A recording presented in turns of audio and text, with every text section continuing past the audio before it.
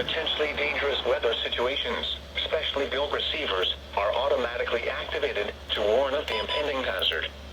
Tests of these receivers normally are conducted by the National Weather Service every Wednesday around noon. When there is a threat of or existing severe weather in the area on Wednesday, the test is postponed until the next good weather day.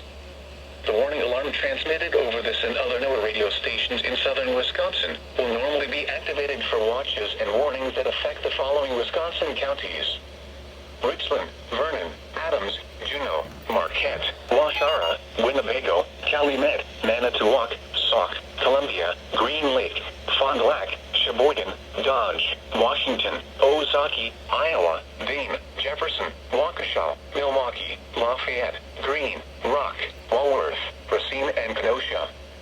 And the following Illinois counties: Stevenson, Boone, Winnebago, McHenry, and Lake. And all adjacent coastal waters of Lake Michigan.